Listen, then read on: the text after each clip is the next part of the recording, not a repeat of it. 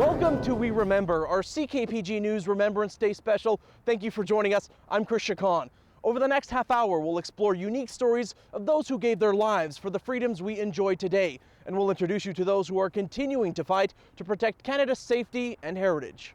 Remembrance Day is a day set aside to honor the sacrifices made by veterans.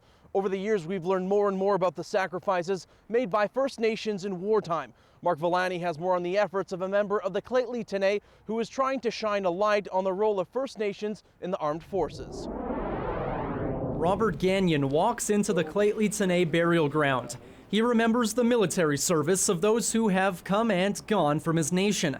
The site is home to an altar built by his Uncle Phil. With 4 pillars in the circle, it represents the 3 major Claytley Tans and the unknown clan, honoring everyone else. There's been a lot of contributions from Native people in this territory, but I don't think it really hasn't been brought to the forefront of what their sacrifices and what they were and what they meant. Gagnon grew up on the Notley Reserve near Fort Fraser. As a teenager, he joined the Rocky Mountain Rangers in 1993. A tough transition, to say the least.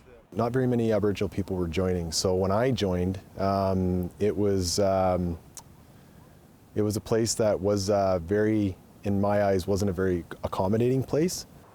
But all of that soon changed. Gagnon became more disciplined at a young age. Moving off the reserve, he says the experience changed his entire perspective on life and brought many First Nations people closer together. It changed from that to being a brotherhood.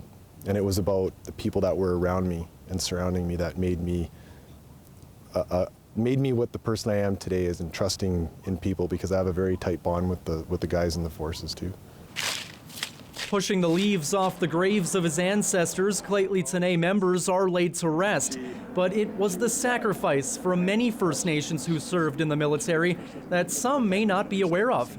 Hundreds of people that fought in the World War and sacrificed. And what they came back to, from what I understand, wasn't, they just went back to their lives of not having anything because they gave up their rights to do that, right? Some First Nations people that participated in and fought for our country actually had to step down from being First Nations and lose their status as part of being recognized. And so it was a challenging time, obviously a long time ago. A lot has changed since then, but we obviously are thankful for the people and the men and women that stepped up and was part of defending our country. As Gagnon looks back on the history of First Nations members who served, he remembers such veterans who haven't been recognized.